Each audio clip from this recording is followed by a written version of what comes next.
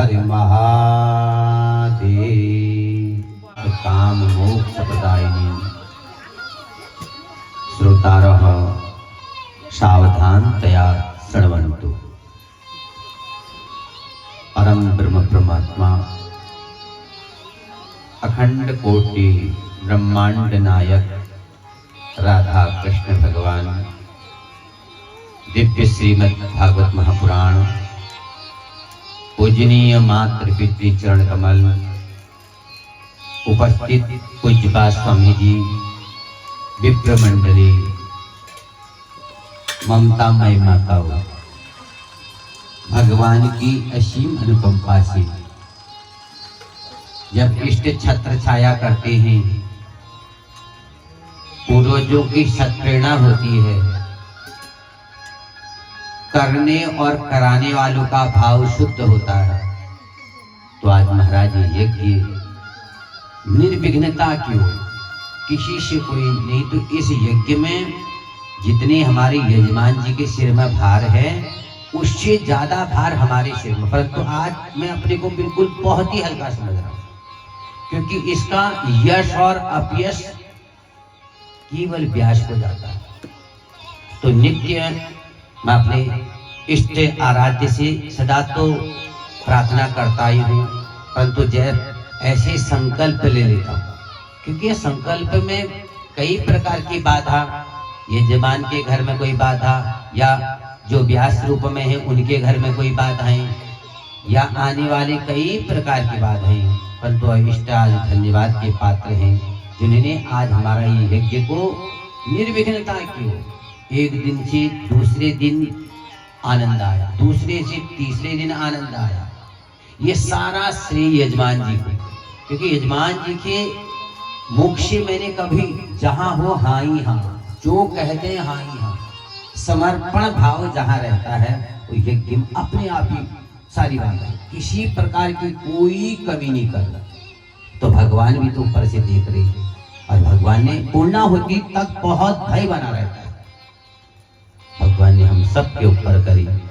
और यजमानी जी हमारी नित्य अपने पड़ोस की, आज हम पहली बार सुनते हैं पड़ोस की, हमारा जैसा पड़ोस बार बार, आज 8 दिन हो गया, 8 दिन से मैं यही सुन रहा हूं कि हमारा जैसा पड़ोस, ऐसा पड़ोस महाराज जहां हो जाए तो अपने आप ही देखो, हमारे पड़ोसी सुबह सब्जी काटने आ रहे, हमारे पड़ोसी अदद मदद कर रहे हैं।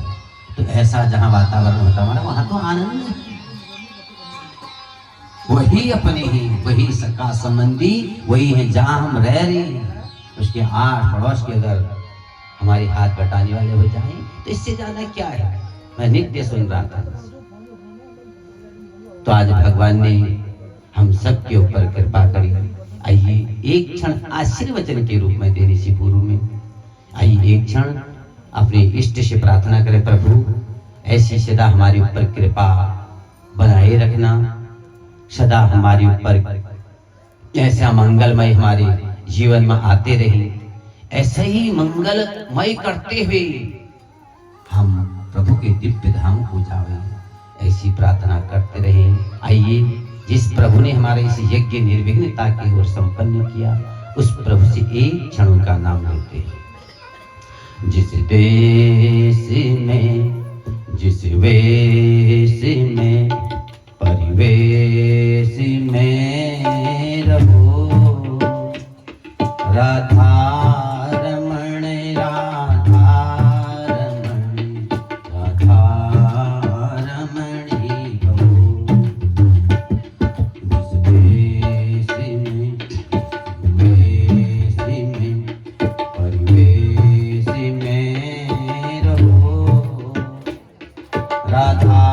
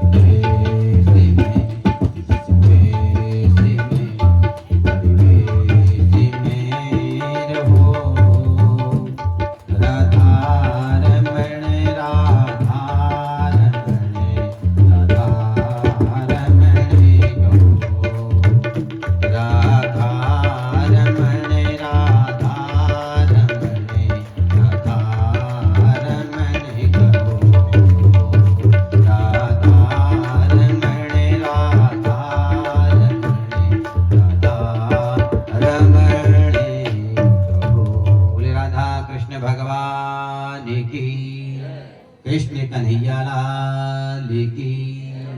आइए महाराज, आज कल हम लोगों ने श्रवण किया कि परीक्षित महाराज ने जीवन भर में एक पाप कर्म को किया और जिसके कारण से अपना राज त्याग करते हुए गंगा के तट पर जाकर के ऐसा जब निर्मल भाव जीवन में आता है तो भगवान प्रेरणा देते हैं सद्गुरु को। जो वेद व्यास भगवान ने 4 वेदों की रचना, 18 पुराणों की रचना, 6 शास्त्रों की रचना करने के उपरांत और कब वृद्धावस्था में पुत्रेषणा जागी है कि कल को जब मैं संसार में नहीं रहूंगा तो इसका प्रचार और प्रसार कौन करेगा। जो विद्वान लोग होते हैं ना, वो धन को इकट्ठा नहीं करते हैं, वो यही सोचते हैं कि जो ये ज्ञान है इस ज्ञान का हर हमेशा प्रचार और प्रसार होते रहे। वृद्धावस्था में पुत्रेषणा जागी और कैसा पुत्र, सांसारिक पुत्र ना, भगवान शंकर को ही कहा कि तुम ही मेरे घर में पुत्र बन करके आओ।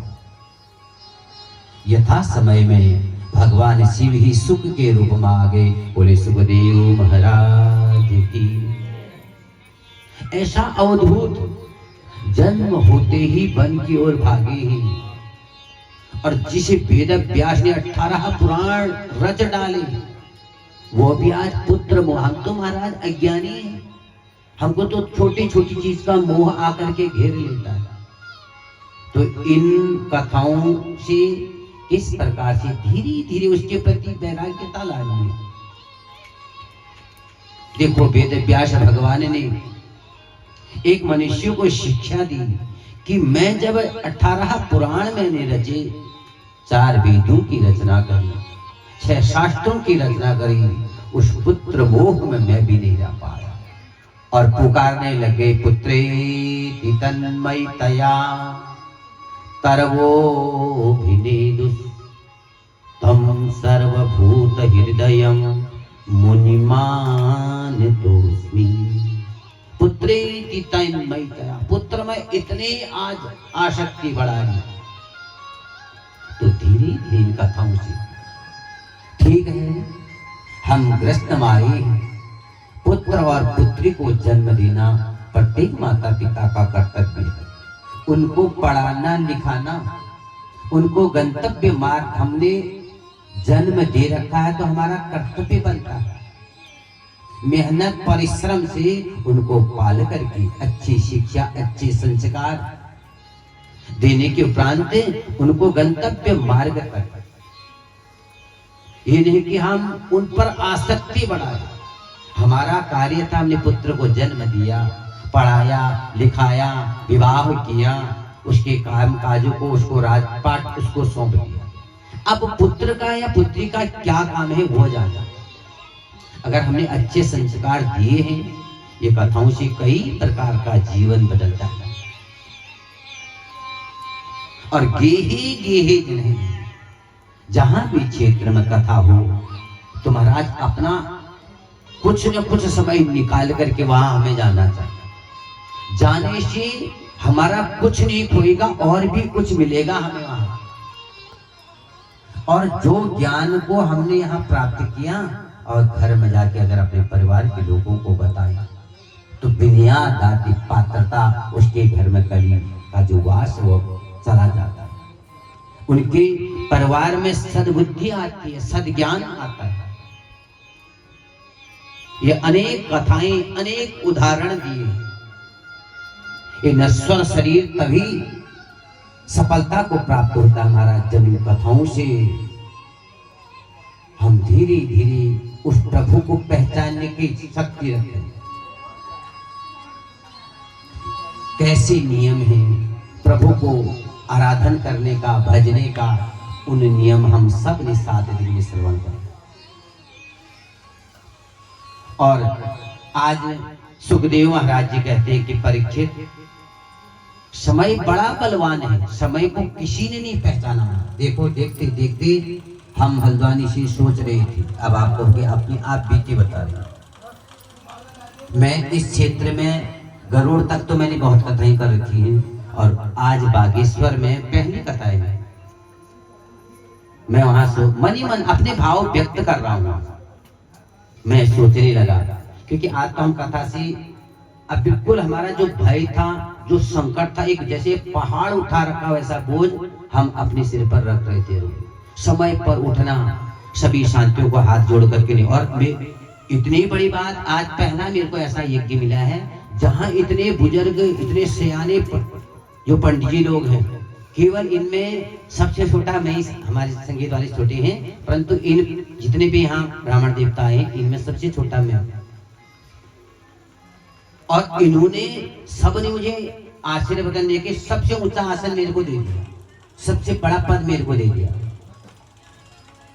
ऐसे नहीं तो हमारे जहां भी जाते हैं साथ के जो होते हैं वही जाता है, परंतु इतने पूजनीय ब्राह्मण लोगों ने मुझे बड़ा आदर दिया, अपना जमीन में बैठे मुझे ऊंचा आसन दिया है। अब पद के कारण बैठना पड़ना, परंतु अंदर से बहुत प्रकार से करुणा हुई कि इतने से पूजनीय हैं और मैं इनसे ऊंचा बैठ रहा हूं। और जो कुलपुरोहित जी है ना, उनका तो कहना ही क्या है। 3:30 बजे उठा दे रहे हैं और अपना रसोई जाने बाहर में देख ही नहीं रहा हूं। और उनके साथ में आए हुए जो मूल पाठ वाले इतने बुजुर्ग हैं, इतने सियाने और इतना बढ़िया पाठ। समय को जिसने पहचान लिया उसने कुछ प्राप्त कर लिया।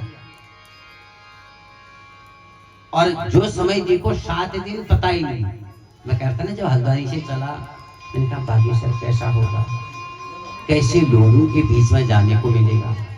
परंतु बड़ा आनंद आया। यहाँ के आस पड़ोस जितनी भी कथा, बड़े प्रेम से कथा सुनी है सब, बड़ा मन आनंद आया। अब दूसरी जगह कथा करने जाऊंगा तो यहाँ का वर्णन जरूर करूंगा। बड़ा आनंद आया। और तब कह रहे कि समय बड़ा बलवान है और जैसे जैसे घोर कली, ये कलयुग के धर्म बता रहा, तो इस कलयुग में बुद्धि को फेरने में देरी नहीं लगती हमारा। तो इसलिए हम जितना प्रभु के प्रति हमारी भावना बढ़ेंगी, जितनी हम कथाएं सुनेंगे, उतना कली हमसे दूर रहेगा हमारा। और कहा कि जैसा घोर कली, अभी संकल्प लगा रही थी ना हम, क्या कहा कि कलिगस्य प्रथम चरणे, अभी 5000 कुछ वर्ष ही बीते हैं।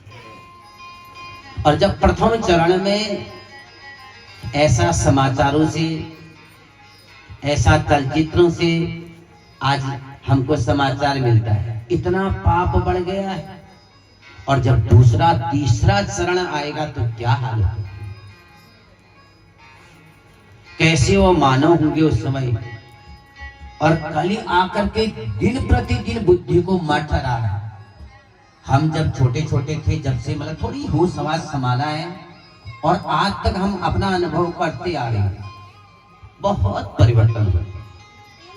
पहले त्योहार होते थे ना, हम गांव जाते थे तो एक दूसरे को बांटते थे त्योहार।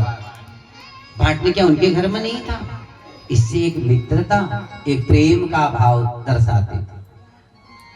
आज पता ही नहीं चलता किसके घर में क्या हो रहा, किसके घर में क्या हो रहा।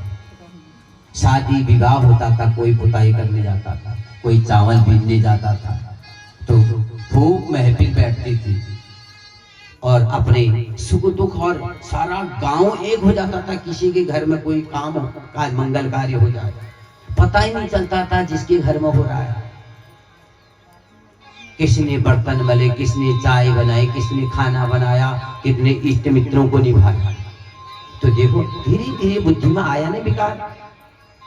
तो उन दिनों को जिसने याद कर लिया महाराज, वो कभी भी पद भ्रष्ट हो ही नहीं सकता। और तब कहा कि जैसे जैसे घोर कलयुग आएगा, वैसी वैसी कलयुग के उत्तरोत्तर जब वृद्धि होगी तो वहां से सत्यम नास्ति तपः नास्ति। धर्म जब कली धीरे धीरे ज्यादा आक्रमण करने लगे तो वहां से क्या होगा, पहले हमारे धर्म को भ्रष्ट करेगा। आज हम कहते हैं ना अपने बुजुर्गों से, अरे तुम रूढ़िवादी हो, दुनिया कहाँ पहुंच गई है, तुम पुराने विचारे छोड़ो, हमारे संग अगर रहना है तो हमारे ढंग से जीना होगा। तुम्हारा आज जिन बुजुर्गों ने हमको पाल पोष करके यहाँ पहुंचाया है, जिनके आशीर्वाद से, और जहां ऐसा भाव उन बुजुर्गों के प्रति आता वहां धर्म चला जाता। सुखदेव महाराज बता रहे हैं कलयुग के धर्म,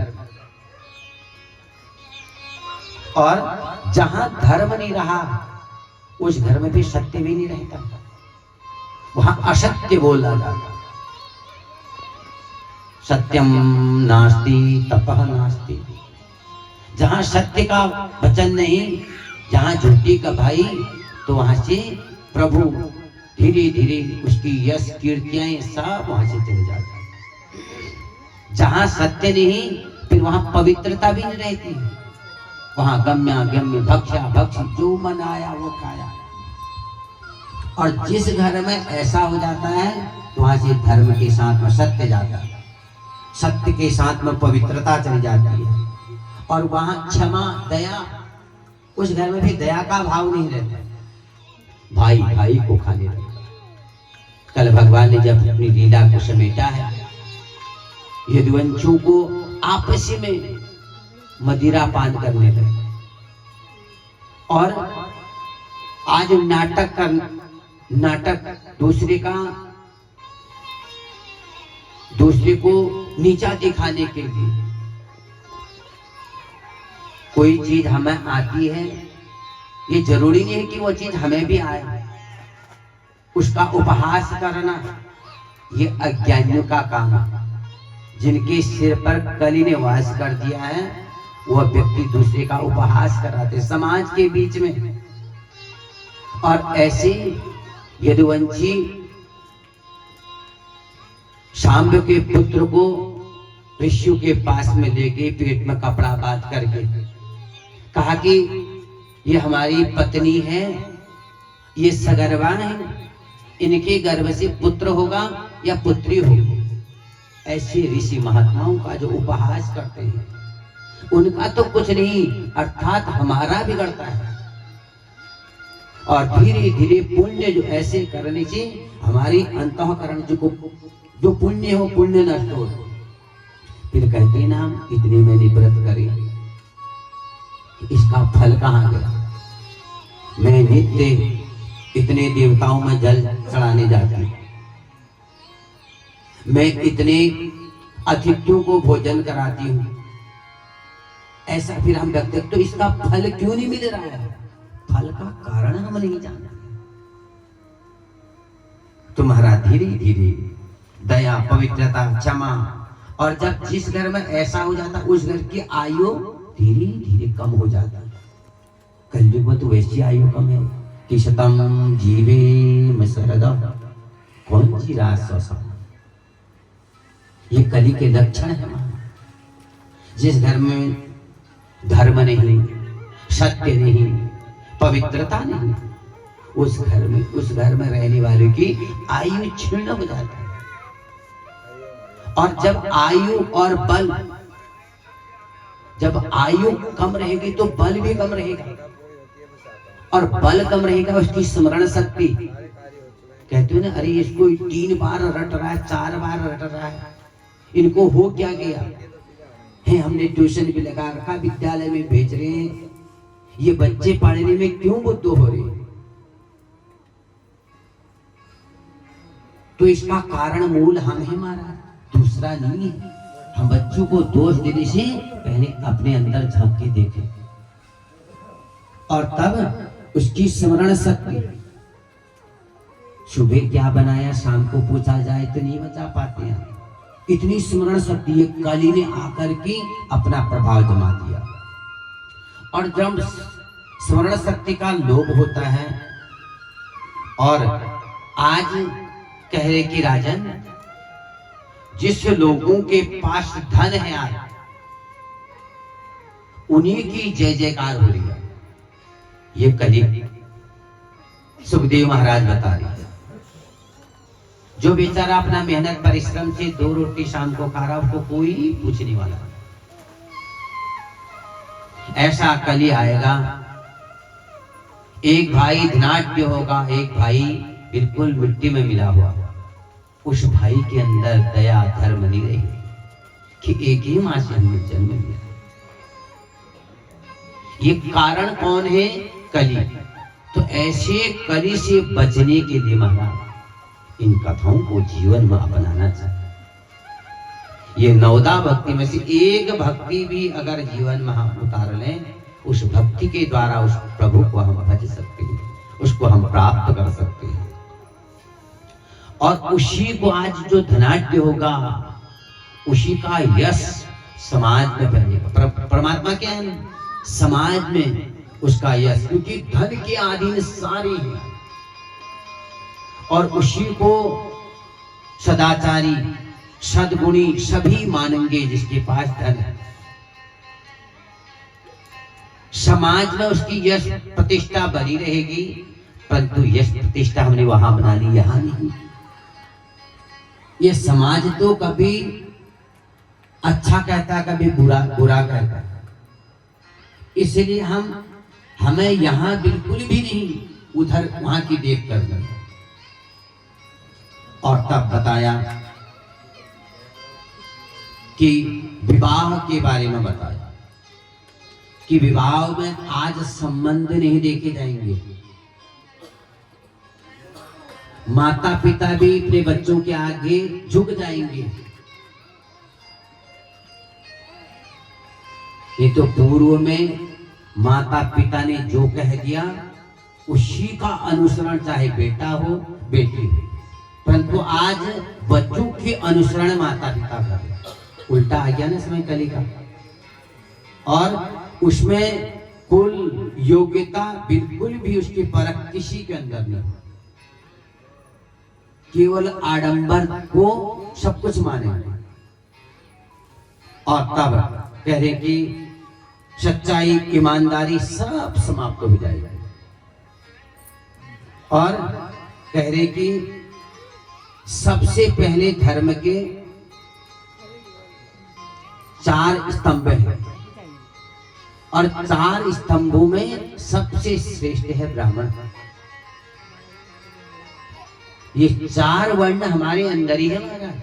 हमने कह दिया ना, मैं ब्राह्मण हूं, आप क्षत्रिय हैं, वो वैश्य वो शूद्र है। हम धर्म के 4 बेटे हैं महाराज, और 4 वर्ण हमारे अंदर ही हैं। और हमारी वेद की ऋचाएं कहती हैं कि ब्राह्मणोस्य मुखमासी, ये गले से ऊपर जो है ना, ये क्या है? ब्राह्मण। और ब्राह्मण का काम शस्त्र लेकर के बॉर्डरों में खड़ा रहना नहीं। ब्राह्मण का काम है कि वेद का अध्ययन गुरु के द्वारा पढ़ना और फिर पढ़ाना, दान करना और दान लेना, ये ब्राह्मणों का काम है। और जो दान ही दान लेते हैं उस धर्म की दरिद्रता आती है। दान लेना अच्छी बात है, दान वही ले सकता है जो वेद का पाठ करता है, जो गायत्री जपता है। वो कुछ भी पचाने की उसके अंदर शक्ति सामर्थ्य रहती है। और ब्राह्मण हमेशा किसी के अधीन नहीं होते। कोई ब्राह्मण को उपदेश नहीं कर सकता है, जिसको उपदेश करेंगे वो ब्राह्मण। और कैसा उपदेश? धर्म युक्त शास्त्र युक्त उपदेश देने का काम है ब्राह्मण। और बाहु राजन्य, ऐसे धर्म युक्त जब ब्राह्मण उपदेश देते हैं तो क्षत्रिय का काम क्या है कि हमारे धर्म में किसी प्रकार की हानि न हो, अपने प्राणों की भी बाजी लगा देते हैं, वीर गति को प्राप्त हो जाते हैं। वो कहते हैं बाहुबल, ये है क्षत्रिय। और बाहु राजन्य, और बनिया कौन है? वैश्य। ब्राह्मण ब्राह्मणत्व में रहे, क्षत्रिय क्षत्रित्व में रहे, तो उनके पेट की पूजा का काम करने का काम है, वैश्य बनिएगा। और शूद्रो अजायतो, ये तीन अपने धर्मानुसार रहे, और जो चौथा भाई है ना, ये तीनों की सेवा में लगा। ऐसा जहां रहेगा वो घर में कली आ ही नहीं सकता है। उस घर में सत्युग सदा, क्योंकि वहां सत्य बोला जाता है। और तब कहा कि ऐसे चार अगर धर्मों की स्थापना रहेगी तो पुनः उस घर सत्युग है वही घर, जहां से धर्म के चार स्तंभ है, एक स्तंभ भी डगमगा गया तो तीनों का बैलेंस बढ़ाना बड़ा कठिन हो जाएगा। और इसीलिए आज सबसे ज्यादा ब्राह्मणों का पतन, जो ब्राह्मणों का पद है वहां सबसे छोटे को बैठा दिया, अपने आप ही बुद्धि मारी गई। तो इस प्रकार से महाराज अनेक जो हम 7 दिन से सुनते आए हैं, अधिक क्या कहें महाराज, आपने भली भांति से ये 7 दिन हमारे यजमान जी का यश कीर्ति बनाई है। आस पड़ोस इष्ट मित्र बंधु बांधव सभी ने आकर के, अगर आप ही पंडाल नहीं बढ़ता तो मैं किसको कथा सुनाता महाराज। सब इष्ट मित्र बंधु बांधव आस पड़ोस के लोगों आकर के इस पंडाल की शोभा, यानी कि हमारे यजमान जी की शोभा बनाई आपने। सीता जैसी कन्या जन्म ले, ऐसे पुत्र जन्म ले जो अपने कुल का ही उद्धार करते, और मोक्षार्थी लभते गतिम, और अंत तो गत्वा ऐसी सुख ऐश्वर्य से रह करके अंत तो गत्वा और प्रभु को ही प्राप्त हो, अर्थात प्रभु ने दर्शन।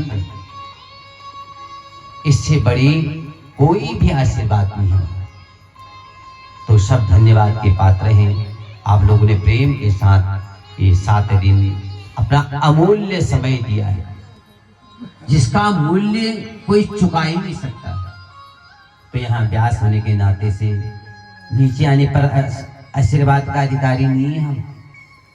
आप लोगों ने पूछ रखा है, ये 3 घंटे के लिए मैं जो व्यास बना हूं, तो मेरा एक यहाँ से फर्ज बनता है आपको आशीर्वाद देने। नीचे आने पर तो मैं सबसे छोटा हूँ, किसी का पुत्र, किसी का नाती, किसी का पोता।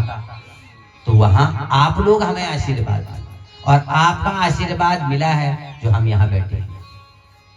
और यहाँ होने के नाते व्यास जी ने की सत्प्रेरणा से आप सब फले पूरे, और सबको ऐसा सुअवसर भगवान दे, यही भगवान से प्रार्थना करते हैं। यजमान परिवार ने बड़े प्रेम के साथ में ये हमारी सेवा करी, तो भगवान इनकी मनोकामनाओं को, जो इनकी मन की इच्छा थी,